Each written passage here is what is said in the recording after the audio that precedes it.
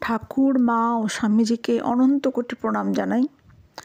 তাঁদের কৃপায় সকলে পূর্ণতাপ্রাপ্ত হোক।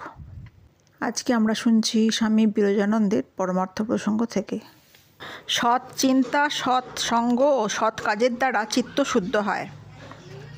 তখনই মন স্থির ও জপধ্যানে একাগ্রতা আসে। আরশিতে ময়লা থাকলে যেমন স্পষ্ট প্রতিবিম্ব পড়ে না, তেমনি মন মলিন থাকলে ভগবদ্ভাব ধারণা করার শক্তি হয় না। সেই জন্য সাধন ভজন একান্ত দরকার।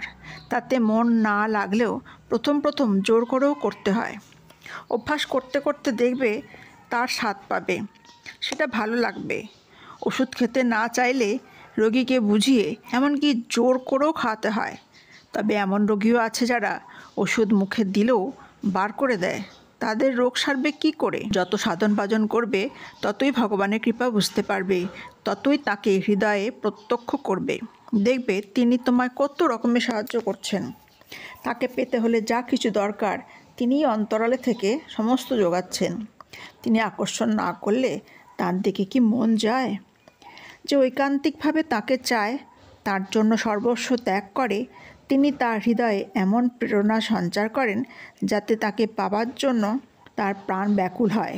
অন্য কিছু আর ভালো লাগে না। সে অবস্থাকে প্রেমোন্মাদ বলে। ব্যাকুলতা তাঁরই স্বরূপ। ব্যাকুলতা তাঁর অন্দরমহলের চাবিকাঠি। অনিত্য সংসারে যেমন সংযোগ তেমনি বিরহ।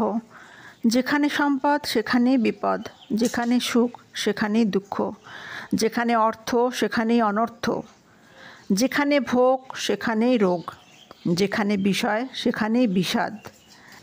লোকে কোটি দুঃখের পর নামমাত্র সুখ পেলেই সকল দুঃখ ভুলে যায়। সকল বিষয়ে পরিণাম চিন্তা করে কাজ করলে দুঃখের হাত হতে রেহাই পাওয়া যায়।